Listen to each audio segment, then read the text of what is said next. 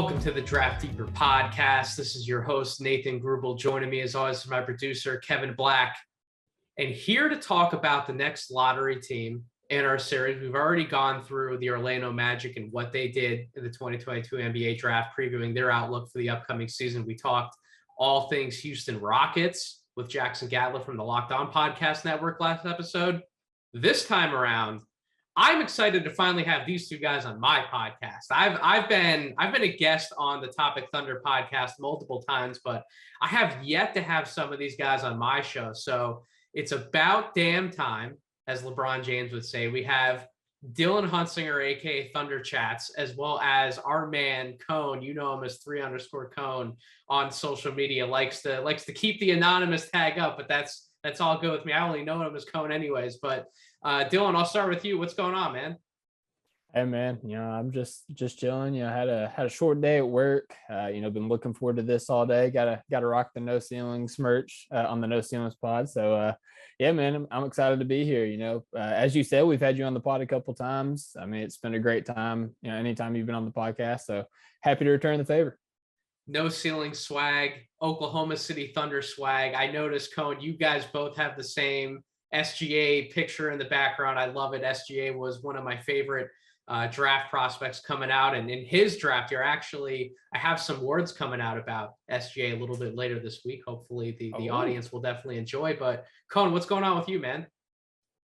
Not much. I've spent most of today getting ready to move to New York in a couple of days, actually, up there with my girlfriend, which is terrifying but exciting.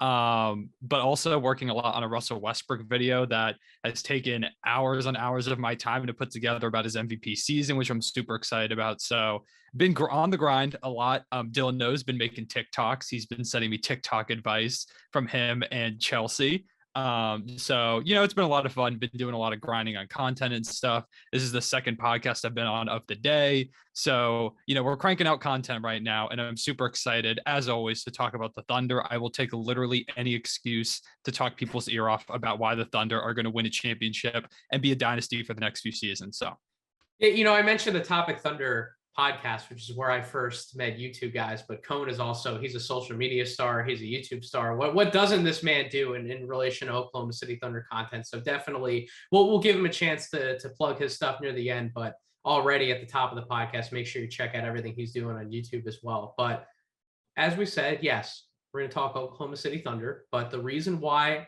I'm usually a guest on your podcast around draft time is because the Oklahoma City Thunder are heavily involved in the NBA draft, have been for a few years now, and probably will be for at least one or two more years after this draft cycle that we just wrapped up. But what is exciting is the Thunder were able to draft really three of my favorite prospects in this class. And I talked about all three of them at length on multiple podcast episodes of mine as guests on other different draft-related podcasts.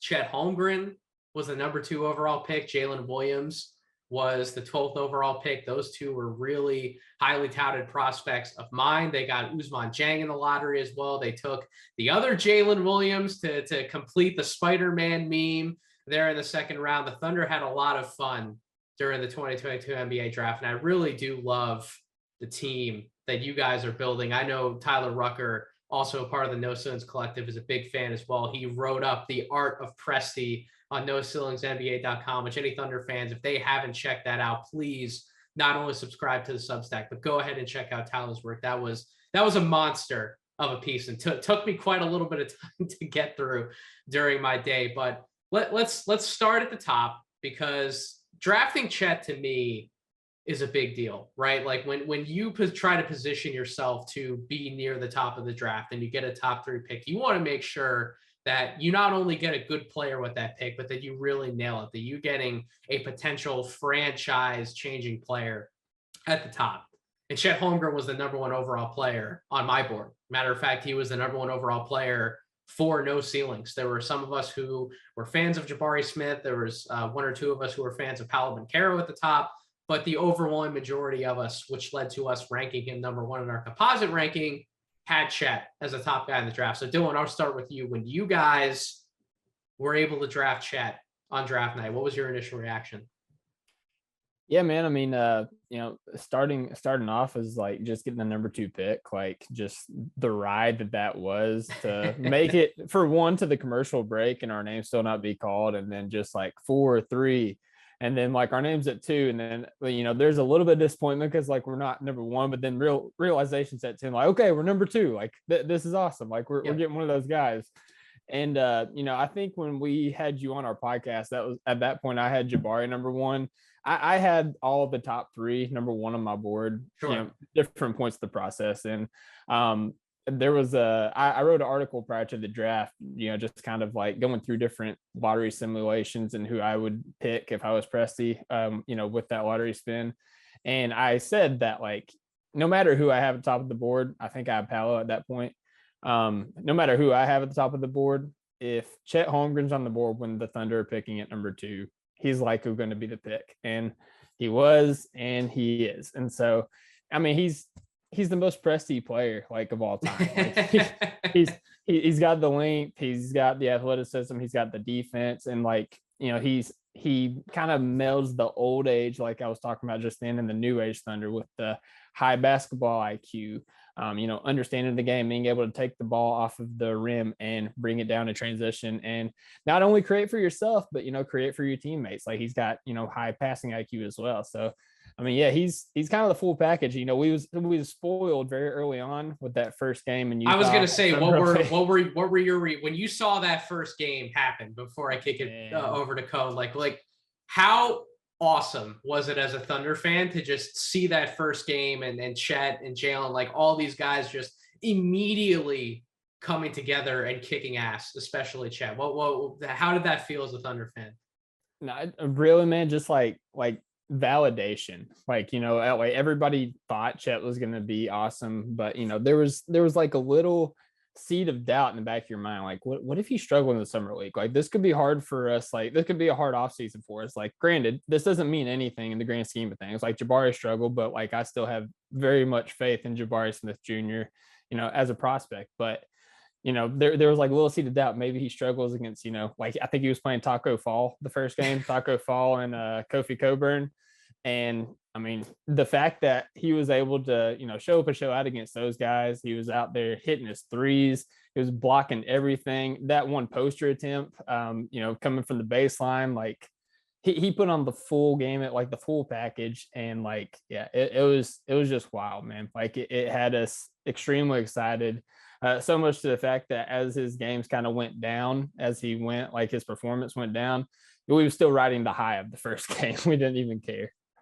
As I've had to talk about Cone on the 2 previous podcast episodes we've done here in the offseason, talk about some of these lottery teams, like Paolo was the surprise at number 1, right? Like very few people expected that to happen. All of a sudden the odds shift in Vegas. You kind of get a little bit of the intel buzz that something crazy is going to happen at number 1. And then lo and behold, the Magic actually take Paolo, which leaves a spot at number 2 to be between Jabari Smith, who was the projected number 1 overall pick for the majority of the pre-draft process after the lottery, and then Chet Holmgren. So when you saw that race unfold and it was between Chet and Jabari, Cone, who did you want the Thunder to take? Like, did they take the guy who you definitely wanted at that point when you saw how it was going to unfold number 2? Absolutely. If the Thunder had taken Jabari Smith, I would have collapsed to my knees. Like I was one of the biggest Chet believers I know the entire process. I'm like, Chet is the guy that I want. There were some Thunder fans I know that were mad. They're like, how could we pass on Jabari when he was there at 2? Like he was supposed to go 1. And all that odds shifting stuff that happened the night before the draft, that was insane. It was like, because I know Rockets fans and Magic fans had just been, putting those guys in their jersey photoshops. Literally. Like, oh, he's going to be a Magic. Paolo's going to be a Rocket. It felt so concrete. Woj tweeted out the morning after, like, guys, calm down. The order is still Jabari, Chet, Paolo. And then all of a sudden, like an hour before the draft, he goes, actually, it might not be that. And was insane. That's crazy, because like that's the first time I can remember over the last like 4 or 5 years where like I've seen Woj like legitimately like scooped out of something like that. That to me was the most crazy thing that happened that day, that we saw that tweet you said at the beginning of the day, and then all of a sudden things just completely go a different direction. That was one was heck of a back absurd. pedal, man. I stayed up till like 4 a.m. the night before the draft, which I do sometimes anyways, because I apparently hate my sleep schedule. But I stayed up because I was like, what is happening with these odds things? And I was all over Twitter. I'm like, I have to see like what's happening. Maybe Woj put something out because I don't know if he ever truly sleeps. And then I was like, okay, I got to go to bed, wake up the next morning. And he tweeted that. I was like, okay, I guess the odd shift stuff was just, some weird thing going on with Vegas. But then Paolo does go 1, and it was hilarious at first, but also in the end, like there was always a part of me that was scared Chet was going to go 1. I didn't think it was going to happen truly, but there's always that seed in the back of your mind. Like, what if the Magic go Chet? Because he's a player who fits what they're trying to build over there. They like lengthy guys. They like defensive guys, and he would have fit that mold. But thankfully, he ended up falling to us at 2. And when I say falling, I mean falling, because I think Chet is the number 1 guy in this draft. I did the whole process. So when we got him at 2, it was the biggest sigh of relief ever to be like, okay, it felt like it was going to happen, but finally it's here. Chet's going to be the guy. And I couldn't be more excited the fact that we have him. So that whole process with the top 3 guys swapping orders and stuff, thank God Chet was the one that stood like still at number 2 from what Woj was saying the whole time. Thank God. So Cone, as you're coming off as a self-proclaimed Chet lover throughout the draft process, I'll come right back to you. I know Dylan just gave some of his thoughts about Chet's performance in that summer league game and how awesome it was to see that as a Thunder fan. But as a Chet believer, I know that you talked about some of it with me as well as Steven when you had me on the podcast, and everyone in those ceilings, myself included, has been saying all year long, Chet's got more in the bag that he can show offensively, and he hasn't been able to do it at Gonzaga. He's been a real cleanup guy. He's been an easy finisher around the basket. He's been a transition trailer guy, but we didn't really get to see him create a ton outside of when he would be able to handle the ball up the court in transition. We didn't really see a lot of that in the half court. We didn't see as much of the passing ability. So Cone, when you were able to watch not just the first summer league game, but really even when he got to Vegas, he was really impressive. Multiple standout performances, especially the one that I saw against the Houston Rockets when I was up close and personal for that game. Like, how did it feel to really be vindicated, in my opinion? And you're thinking of like Chet was the number 1 guy all along, just based on the fact that obviously things can change when the NBA regular season comes around. But like what we saw at Summer League, talk about the full package. Like he was showing so much more offensively than I think people realized, unless they dug deep into the tape, unless they watched, like Mike Schmitz did a great video breakdown of him on ESPN's YouTube. Like, unless you were really deep in the weeds, you probably didn't know he had a lot of that in his game. Like, how did that feel watching all that unfold in Summer League? Yeah, so I think about 4 minutes into his first Summer League game in Utah, I tweeted out, Chet Holmgren is the best basketball player of all time. I believe that was my exact tweet. So I was feeling pretty good after the first few threes. And it was so vindicating to see like everyone on the timeline, because Chet's a confident guy. He talks a lot about how he thinks he's going to be one of the best, which you have to do in the NBA to be the best. You've got to have that confidence in yourself. And it's cool to see a guy who truly believes he can be the best. And, a lot of people don't like him for it. And so when all the timeline was, oh my God, Chet's so good, like he's going off, like the Thunder got their guy, like it was the most euphoric experience, because we don't do this draft lottery thing often.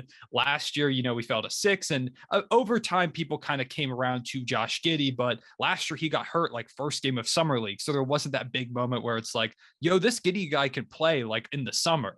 First game, Chet comes out, dominates, and it was just so cool to watch, to see people realize, oh my God, all these things he can do, like his ability to shoot like turnaround fadeaway jumpers, like that video where it's paired with him and then like Katie and Dirk. The one-legged fadeaway, man. Oh my God. It's so clean. And like the pull up off the dribble threes, the trailing, his ability to attack the basket, finish crazy lobs, stuff like that. The 6 blocks, which tied a Summer League record and broke the Utah Summer League record.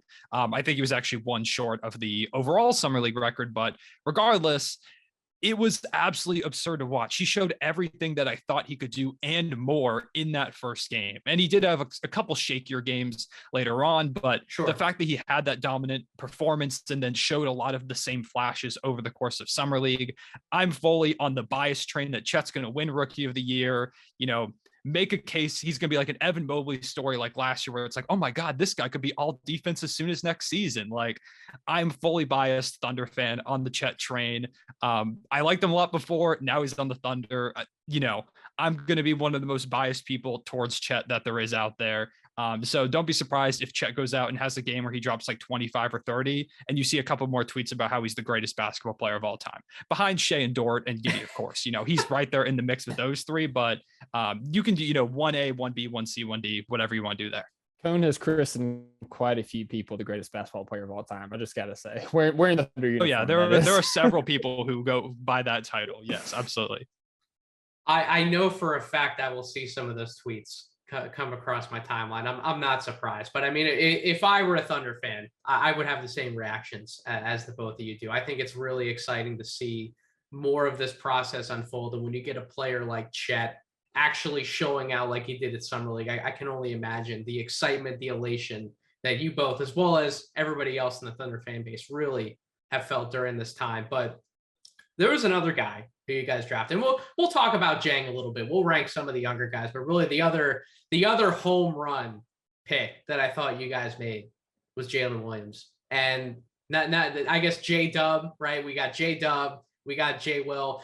That's about as up on the nicknames as I am. I know Dylan's been calling him Santa as Thunder chats on Twitter. That's the nickname he wants to give him.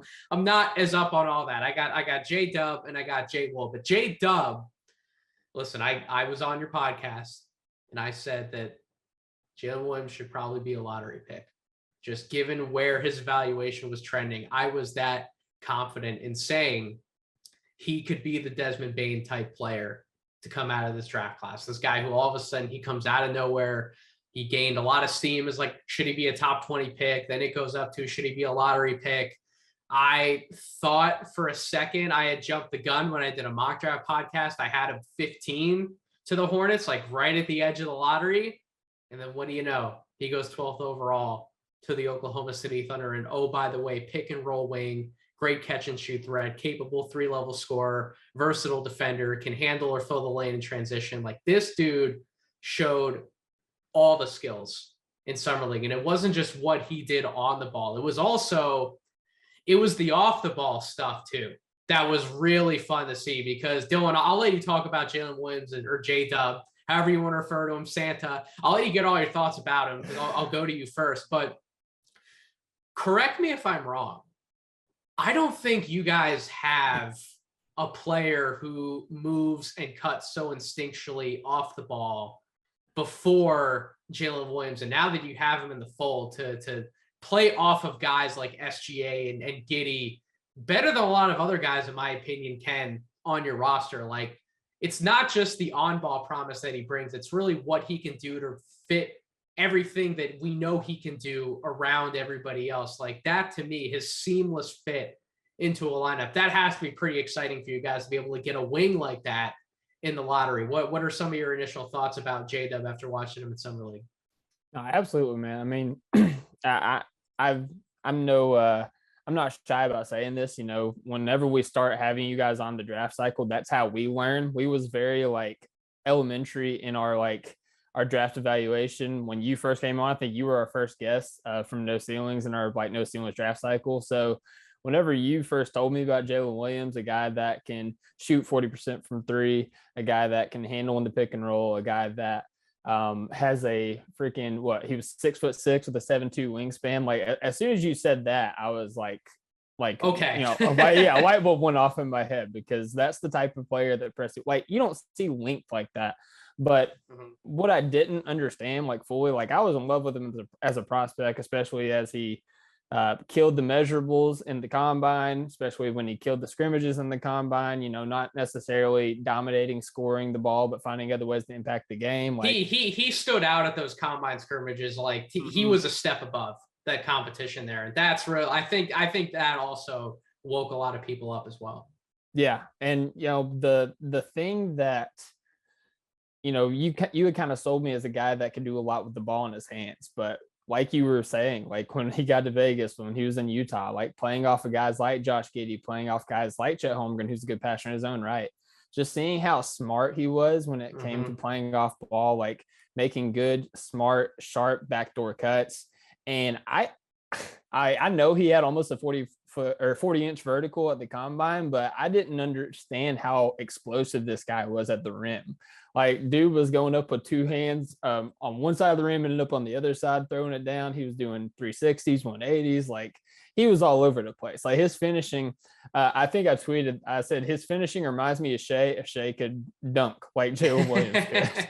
Because like he was getting it done with every hands off either leg, either side of the goal. Yeah, I mean that's the most impressive thing about Jalen Williams to me is just what he can do off ball. And yeah, the on ball stuff is nice. Like it's just icing on the cake because he still showed flashes of him being able to shoot, on ball and off ball, of him being able to create out the pick and roll. He didn't get too many reps at doing that during the summer league because Josh Giddey decided to play pretty much the entire summer league, but it was encouraging to see him to be able to do that.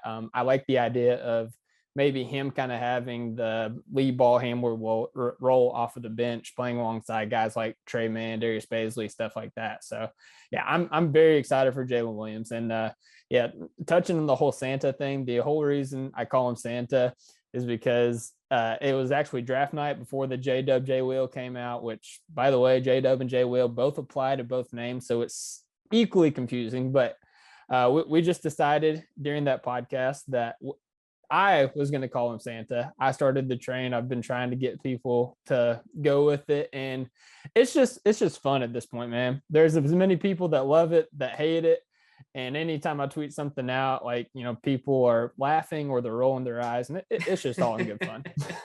Listen, it's a nickname that definitely differentiates him from the other guys. So yes, in that case, I'll accept it 100%. This is why we Santa is what I like to say.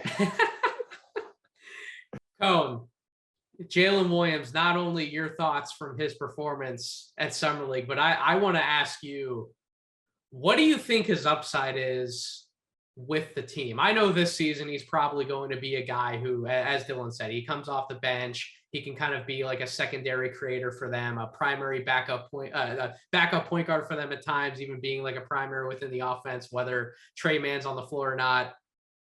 I really think he has starter level upside, and I kind of thought that all along. I think he can be a legitimate option at the 3 for you guys moving forward long term. Like that's how much his game impresses me. But I want to know your thoughts as a Thunder guy who's in the weeds, who's studying the team constantly, who knows the rotation in and out. The guys are going to be in the lineup this year. Do you think he has starter upside, not just in the long term, but even at some point this year? Do you think he could possibly enter that starting lineup? Yeah, I mean, I think we're going to run some really weird lineups this year, which fingers crossed we do. Hell, I'd like to see a lineup where, oh yeah, I'd love to see a lineup where we put out there Shea, Dort, J-Dub, Giddey, and Chet. Like run like Giddey as like a small ball 4. It probably won't work super well defensively, but do it. Why not? Let's see what happens. Like I want to see us run a ton of weird combinations this season that fits in guys, because I also think J-Dub could be a starter long-term for this team. I love his ability off ball, especially like both of you were talking about, where we really haven't had a lot of great off-ball players in this era where Shea has been the franchise player. Like we've got a couple guys like a Kenrich Williams can play well. Like Dort has some moments here and there, but J-Dub's one of the best off-ball players Shea has played with, period. Yeah. Like he is such a great piece for this team. He has great defensive upside too. The wingspan, we've talked about that, the vertical, he has all the athletic tools. He already is just kind of a solid defender, knocking down threes at a really high clip too, catching and shooting, which, having a guy like that for Shea and Giddey who can both attack the basket, especially as Giddey, one of the main things he worked on this offseason, he said, was his strength to get to the basket more. We already know Giddey can make magic happen. If he's getting to the basket, he can whip it like behind his back, between his legs, like upside down towards anybody on the perimeter. And having a guy like J-Dub who can knock down those shots or, cut to the basket if doubles come for like a guy like Shea, like someone who can just help out those two guys, I think is so valuable valuable to this team. And part of the reason why I loved him as the pickup in the draft, I thought it was hilarious that we drafted both Jalen Williams. I thought that was phenomenal. The fact that you get to shout out just complete the Spider-Man meme, man, that's it's amazing. amazing. I had to explain it to my girlfriend, who I was live streaming during the draft, and I was trying to explain to her that we now drafted two people with the exact same name phonetically. That was a lot of fun to do. Also to my parents, who my mom was like, so you guys have Jalen Williams, who's the other guy? I was like, Jalen Williams. And she's like, no, that's the first. It was a very confusing experience for everyone involved. But just to have like a guy like that on the roster, I'll give credit to my brother. He is super high on Jalen Williams. He's a Sixers fan. He was watching him alongside me in the summer league, and he said, I see a lot of Jaylen Brown in him.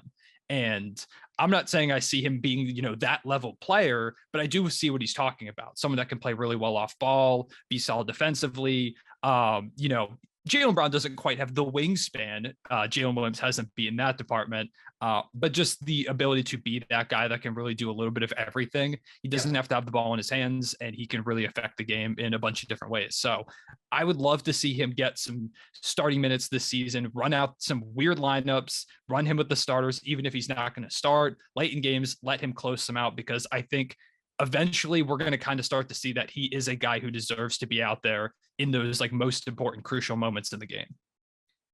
So we can run through some of the weaknesses of these prospects, but I like to keep the podcast positive for the most part. Dylan, I'm gonna hurt you a little bit. I'm gonna run through some numbers on where you guys ranked offensively last year, but it's to get somewhere good. It's not pretty. It's not pretty. So the Thunder ranked 30th on spot ups, 28th scoring out of the pick and roll, 25th scoring in transition, 24th scoring from the roll man as well as off offensive rebounds, 28th on jumpers, 30th around the basket. What I talked about on the Rockets podcast that I did with Jackson was I was really excited to see a team stick to not only drafting who they thought was the best talent available, but also drafting talent where they're going out and filling areas of need and they're strengthening weaknesses of that team. And they're building into the identity of this is the core we're going to move forward with in order to make the most of the players we have right now. We're going to take guys who can help them live up to be more of who they've been up to this point in their careers, right?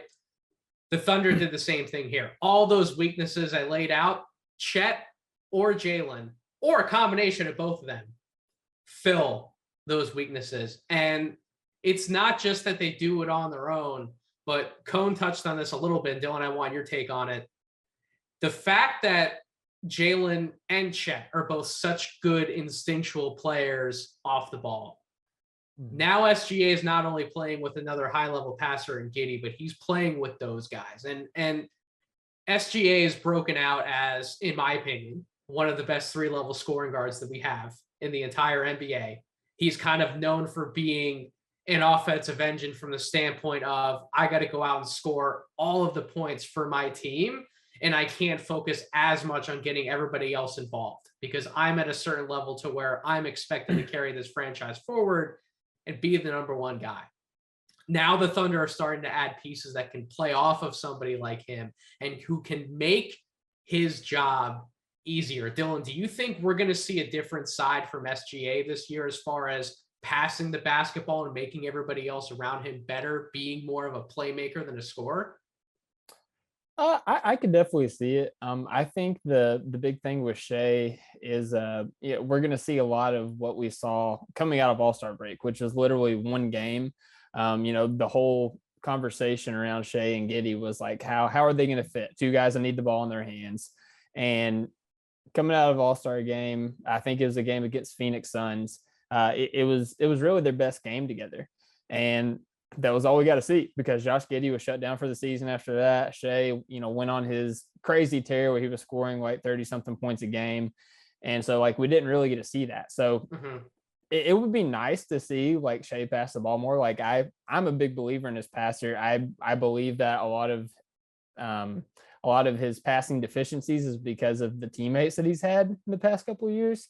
I mean, you read the numbers, like it's not been good. And I think Andrew Schlecht, your friend Andrew Schlecht at Down Dunk would absolutely make the same argument. So. Yeah, no, absolutely. And I don't think it was last year, but the year before, I think Shea led the league in like points per possession out of the pick and roll. And he was doing it with like Isaiah Roby and Moses Brown. So like, yeah, you give a guy like Chet Holmgren to Shea, like I'm excited to see what he can do.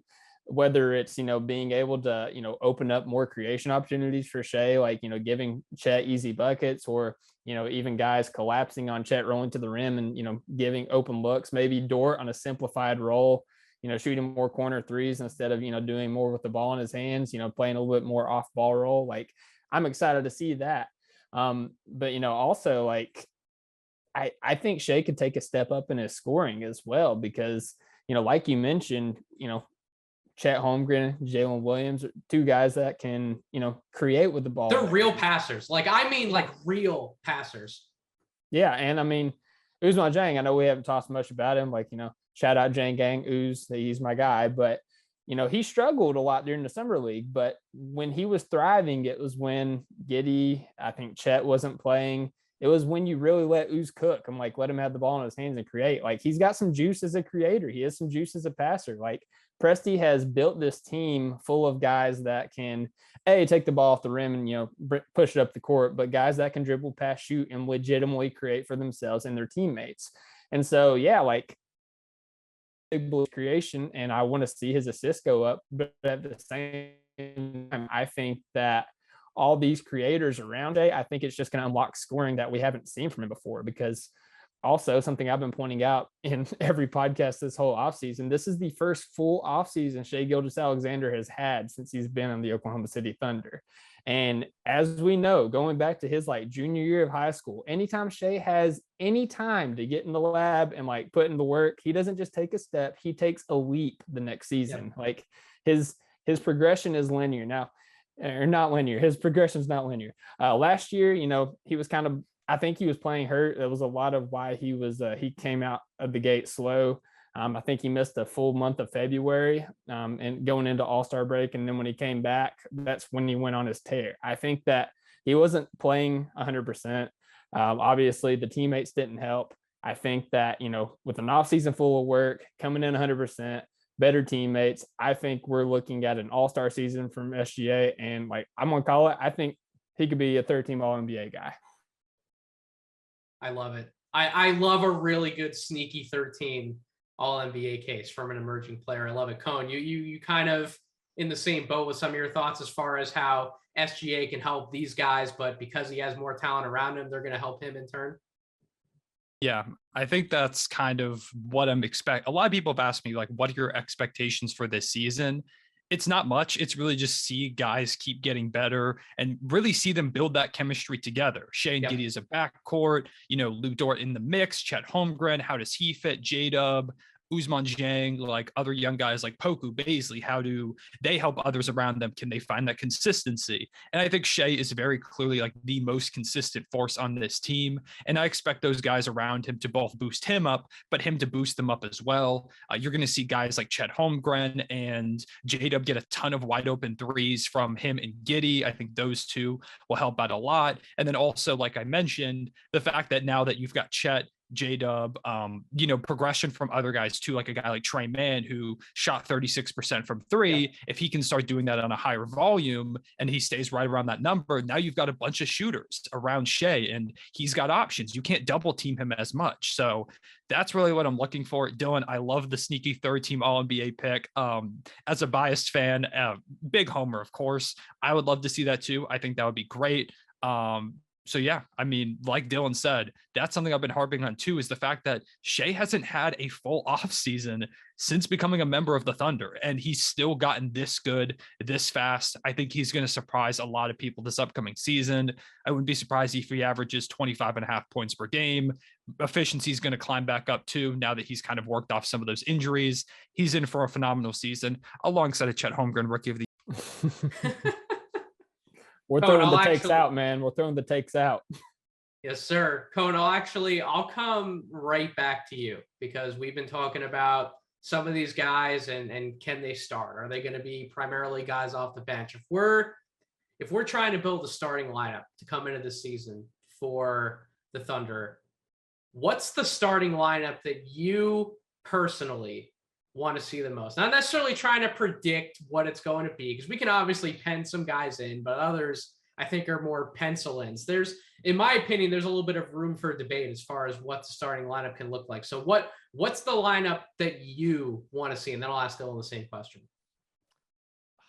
It's really tough. Because I know you said you don't want to predict it, but I do think we see Shea, Giddey, Dort, Jeremiah Robinson, Earl, and Chet. I think that's the lineup we're going to see. So that's the lineup that I wrote down. Is the lineup that I would also want to see. But you sound like you want to go a different direction. I think that does make the most sense off the bat as a lineup. Of course, like I mentioned, I would love to see it get weird and you throw J-Dub in there somewhere. But I do think that one, I'd love to see that lineup. I think JRE fits really well next to Chet. He's a little bit more of kind of more of a force, like physically, while also providing some spacing too. He can rebound well. And I think he is more of a 4 than a 5. We played him a lot at the 5 last season, but I think he could, play a little bit of both, see him maybe a little bit more as a 4. And I think he fits really well on that roster. I think I see JRE as a guy that can really play an Al Horford type role for a team where, he just makes like the hustle plays, high IQ, great effort plays. He can shoot the ball, stretch the floor, be a force down low if you need him to be, although he's not going to go in and dunk on people necessarily. But I do think that probably makes the most sense as a starting lineup. As much as I might want to see it get weird and you throw J-Dub in there somewhere to start the year, I am excited to see that JRE lineup that I think we're going to see to start the season. Is there a chance that J-Dub it just gets to a point to where maybe he's not as impactful on the defensive side of the ball, because that's really that's where Dort makes his bones. That's where we know that he's good. That's where we know he can contribute on an NBA floor. Is there a chance though that the combination of the defense and then everything he brings offensively, but playing on the ball as well as everything we talked about off the ball, is there a chance that he could just flat out supplant Dort in the lineup at some point this year? And he does just slide in as the 3-man. You don't even have to make it weird. What do you think? I'd be shocked, mainly because of the contract extension. I think that would be a little too soon. I could see there being some like a closing lineup where maybe Dort's not on the court. Like you need a 3 to tie the game, or you need like to kind of just space the floor out for Shea. Maybe you put in J-Dub out there instead of Dort, or I guess in that case, maybe you take Giddey off, depending on what you're doing with him. Is he inbound passing, things like that? So I could see a situation where maybe he supplants him there in like a couple closing lineups, but I think Dort's there to stay for pretty much the entire season, unless something insane happens. And then we've got Ousmane Dieng playing like an MVP candidate out there, and we've got to take someone out of the lineup. Shout out Dylan Dieng gang. This is going to be Dylan's chance to shout out Dieng and all the weird lineup combinations that he wants to see as well. But Dylan, what's the starting lineup that you want to see for the Oklahoma City Thunder? Yeah, want to see and gonna see is two different things. I mean, I mean, we're in lockstep on what the starting lineup is probably going to be. That was the one that like we had a post-draft podcast right after the draft. We had like 5 of our 7 guys on, and we was all in agreement that was probably going to be the lineup. So no shocker there on that. But man, I would love to, not only see Santa get in the starting lineup. Santa's deep in his bag tonight, so I can tweet that out there. But also, man, I would love to see Ousmane Dieng get some run. And I think we will, because, despite his struggles offensively, shooting the ball, obviously, like it looks good. It just wasn't going in. He was shying away from a little bit of physicality, but the thing that really stuck out to me was his defense. And like, he's got the body, he's got the feet, he moves his hips, he flips his hips really well. He knows where to be. Like, he's a really smart, instinctual defender. And, obviously he's a little thin, he's a little frail, but he's got broad shoulders. I think he's got a frame that can really be filled out. So if he can fill out that frame and like really lock in defensively, like I think we got something with him. And, the big thing with, who's going to get on the floor, who's going to start, whatever, is Mark Daigneault. And if there's anything we know about Mark Daigneault from the past couple of years, is he really values guys that, get after it defensively. When you was asking Cone about like, do you see J-Dub, Santa, whatever you want to call him, supplanting Dort?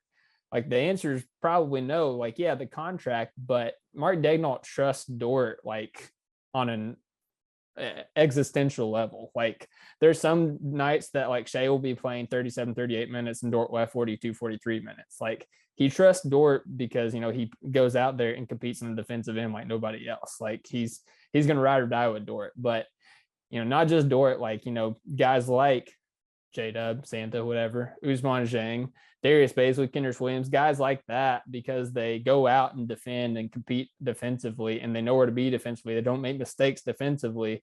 I think that, you know, that's how those guys will get on the court. And I mean, let's be honest, man, like it's the Thunder, like we're going to pull some load management at some point. Like I wouldn't be surprised if every player in the top, like in the 12-man rotation is starting at some point this year.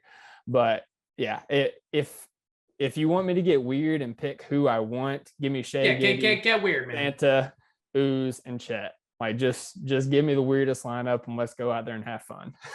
I'm glad that you said some positive words about Ousmane Dieng's defense. And that was something I talked about before the draft, because everybody was asking me, especially when I went on the One Rockets podcast I did, it was like, why are you so high on Ousmane Dieng?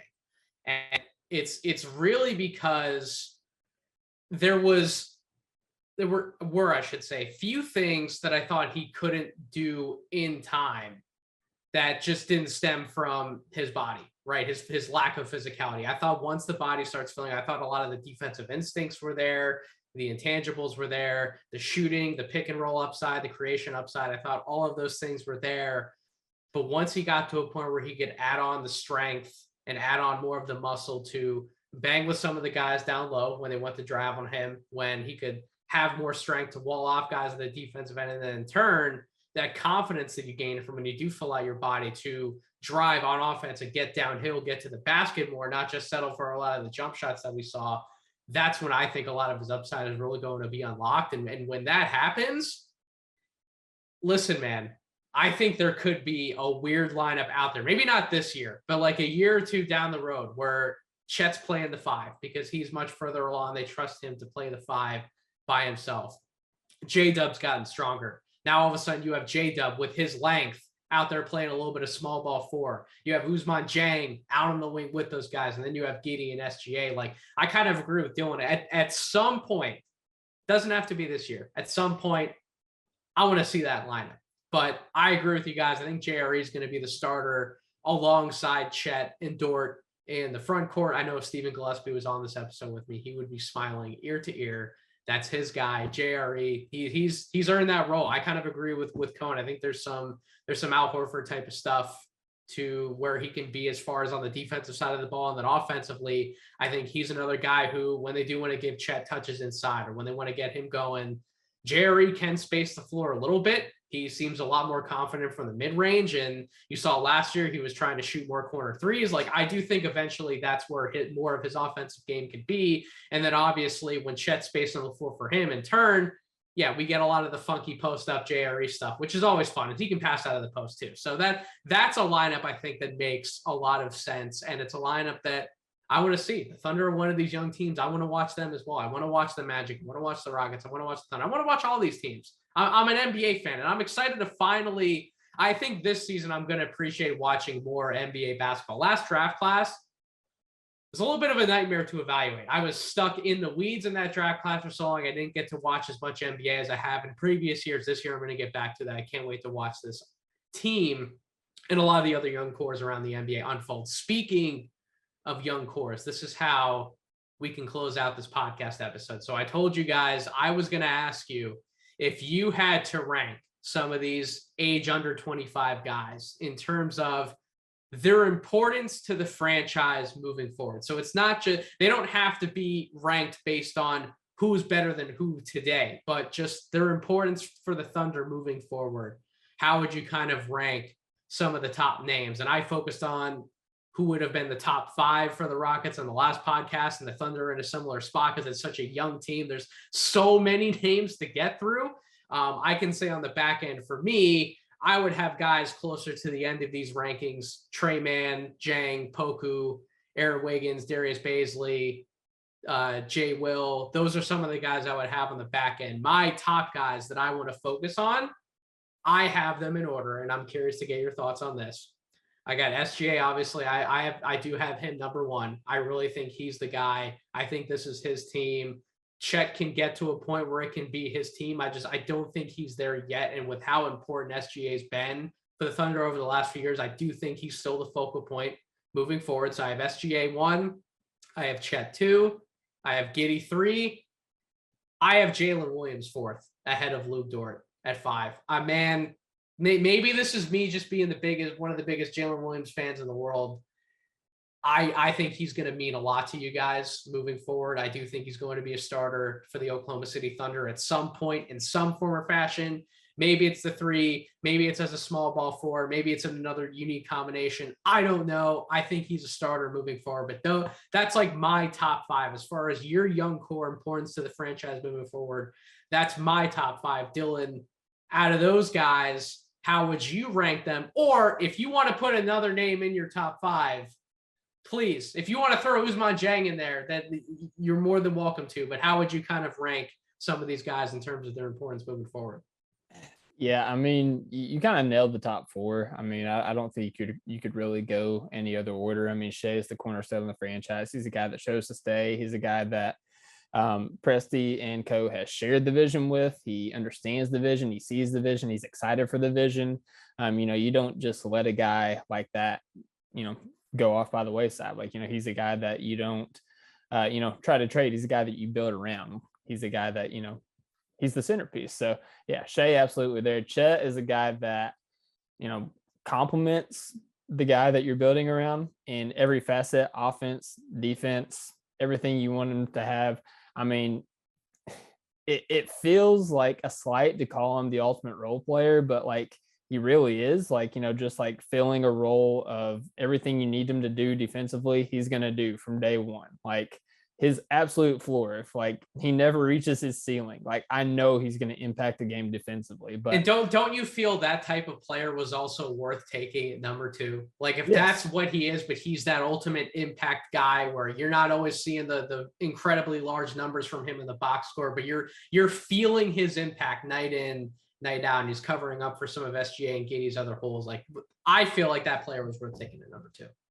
Yeah, because I mean, take Draymond Green. If you knew Draymond Green was going to be the type of player that he was going to be, and you threw him in a random draft, like he'd probably go at least like top 5, just based on, what he provides to a team. And like, it's those intangibles that, you're always looking for as a contender. Like the Lakers would love to have somebody that just has intangibles.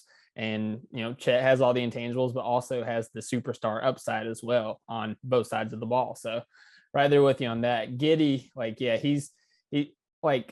I have a lot of faith in Giddey. Like, I mean, his competitive side, we got to see him, rise up and dunk on somebody after he blocked him in the possession before in Summer League. Like, got to see him bark back a little bit, which we didn't get to see a lot in his rookie year. Yeah, but you guys called it out though. Like him in Summer League being as aggressive as he was offensively, particularly getting the basket. You guys both called that out. Like that was really fun to see. Like I'm kind of sitting in the stands and I'm watching these games. I'm like, if this is the Giddey that we're going to get year 2, where you get all of the crazy passing, arguably one of the best passes in the NBA. Now he's really starting to put it together from a scoring standpoint.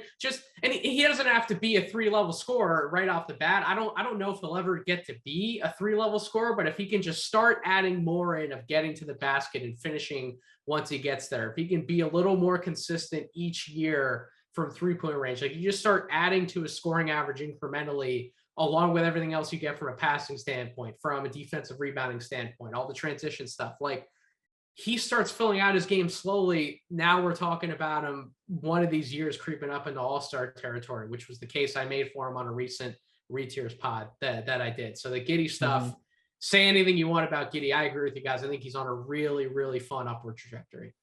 Yeah, man, just some of the passes he tries, like people in the NBA court wouldn't even try to make. Like he's ridiculous. But I really I focused on him kind of being like the Rondo role. Like whenever this team is actualized and like we're ready to go and like we're pushing to be like contenders in the Western Conference, I don't see Giddey necessarily being the number 2 or number 3 option. I see him being kind of the straw that stirs the drink, like Rajon Rondo. So I really like him there.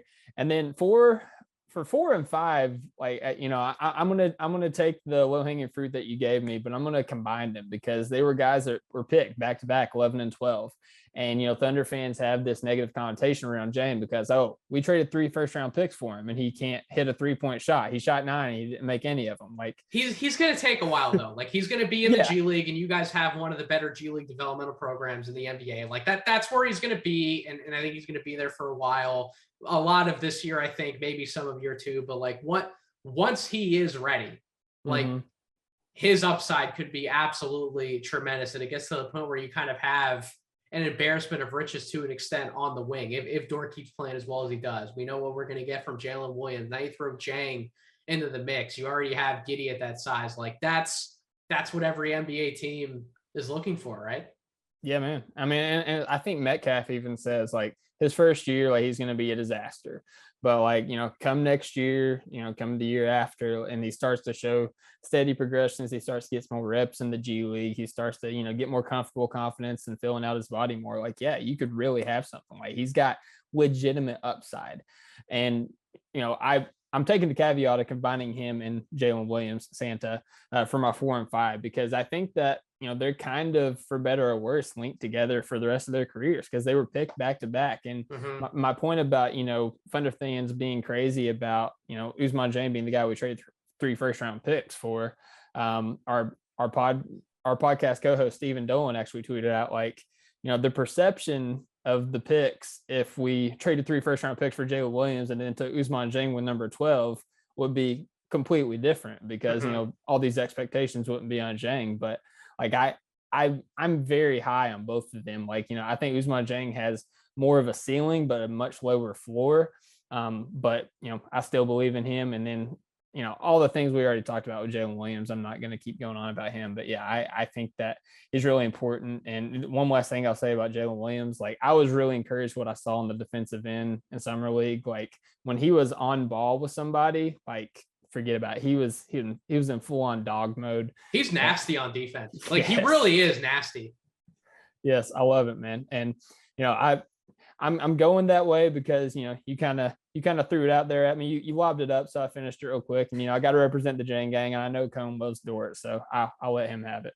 Cone, run through your rankings of those guys, or like I gave Dylan the option. If you want to throw somebody else in there, go ahead. Yeah. I mean, Shea's the number 1, makes sense. Chet number 2, I think that's pretty consensus. Giddey number 3. Those are the top 3 guys right now.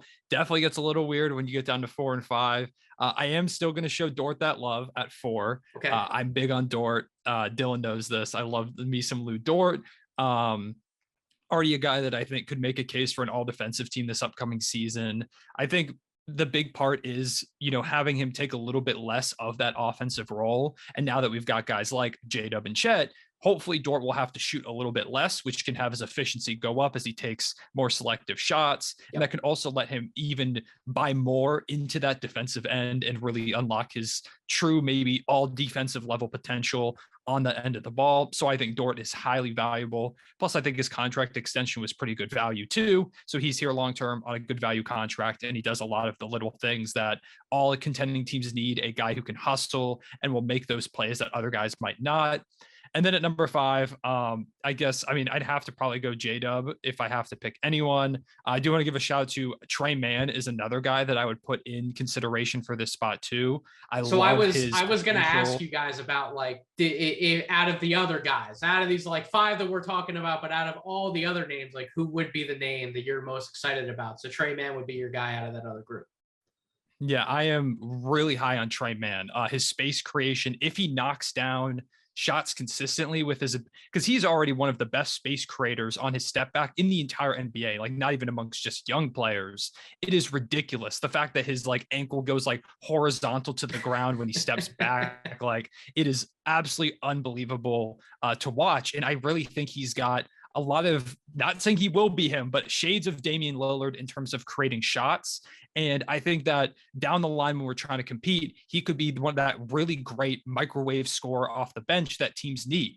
And I think that a guy like that is super valuable to find because you don't find them just anywhere. I think he could win a 6th man of the year. And I don't even want to pigeonhole into him being a 6-man down the line. I think he could be even more than that. Just his shot creation ability. It's just, he just needs those shots to go down. We saw him drop 20 plus points in 2 quarters this past season in his rookie year. And that was with inconsistent playing time. I think he'll be pretty much a staple of the rotation, that like 6th, 7th guy off the bench. And he's going to absolutely ball out this upcoming year.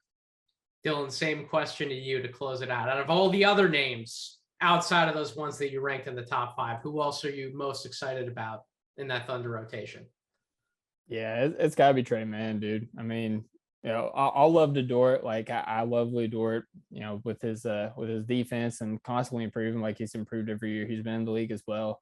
But I think that he's definitely going to take a back seat on offense, kind of be like a 4th, 5th option in that starting lineup in the simplified role. And I think he'll thrive in that. But Trey Mann is a guy that's shown so much versatility and like upside offensively. And just having a guy that could be a release valve for Shea, for Giddey, for Jalen Williams, for Usman, whoever has the ball in their hands, a guy that's a release valve, you know, to be able to be an off-ball scorer, and also a guy that can go out there and just get you a bucket. Like if you're off to a slow start in a game and you just need somebody to come in and be a microwave off the bench, like Trey Mann could be that. Like, 23 points in the quarter against the Boston Celtics, best defense in the league. Like Trey Mann did that in his rookie year. So yeah, I'm very high on Trey Mann, and also like his athleticism. You know, when his shot wasn't falling early in the year, he just decided to go up and dunk on guys, and nobody knew he had that in his bag. So that's always fun too. Well, certainly that answer of Trey Mann, you mentioned Metcalf's name. I know Metcalf is smiling somewhere. Oh, with yeah. You guys saying all the kind words about Trey Mann. That's one of his guys. So he will definitely appreciate hearing that. But that's going to do it for this episode of the Draft Deeper podcast, talking about the Oklahoma City Thunder. Guys, I can't thank you enough for finally coming on my podcast. I'm glad we were able to do this, and hopefully we can do this a little more often through the NBA season as I mix it up, talk about some of the young, fun teams in the NBA. So thank you again so much, Cone. I'll start with you because you have a lot of media plugs. I know you want to get off your chest all the content you're creating. You're a really hard worker in the space. So go ahead, my friend. Give my audience all the plugs. Yeah. So it's 3_Cone on Twitter. I've tried to get the account without the underscore. Does not work. That person hardly exists. So it's 3_Cone on Twitter. Go follow me. Don't just tweet about the Thunder, but about the NBA in general. Same thing with the YouTube. It's 3_Cone without the underscore, all spelled out, because that one was not taken on YouTube. And the underscore in the YouTube name looked dumb. So it's just normal 3_Cone on YouTube there. I talk a lot about basketball. Especially like a lot of reactions to trades and stuff like that. Slight focus on the Thunder, but just overall basketball content. Dropping a Russell Westbrook video, which I'm really excited about, coming up soon. So make sure to go check that out, and appreciate you having us on, Nathan. It's really, really fun to talk draft with y'all. As someone who has gotten very into the draft the past couple of years because the Thunder have sucked, it's been really fun, and we appreciate all the information you give us. And like I said earlier, letting me ramble about the Thunder for like 45 minutes to an hour sounds like my ideal activity on basically any night. So appreciate you. No, appreciate the love that you guys give us. And Dylan, I'll let you get your plugs in as well, Mr. at Thunder Chats. You've been a massive supporter of the No Ceilings Collective through this whole process. And you guys have taken the time to schedule all of us to come on your podcast, yes, not just one or two of us. So that means a lot to us. And the fact that we are repeat guests, we really appreciate all the support that you've given us. So from the bottom of my heart and everyone else in No Ceilings, thank you for the support. Go ahead, plug yourself, my friend. Yeah, for sure, man. Obviously you can follow me at Thunder Chats, like you just said, at @CHATS, as I used to like to say. Follow our podcast at OKC Topic Thunder. Follow Connor on TikTok, 3_Cone, no space. He's got to get used to saying that. We got to build that. I forget I have a TikTok now. Dylan's like my TikTok manager at this point. I appreciate him. Yeah, I have like maybe 60 followers, but I'm telling Cone how to run it. But we're also now on YouTube. We launched our YouTube account today. Follow us at Topic Thunder Podcast. You should be able to find it. Yeah, very, very excited to be on there.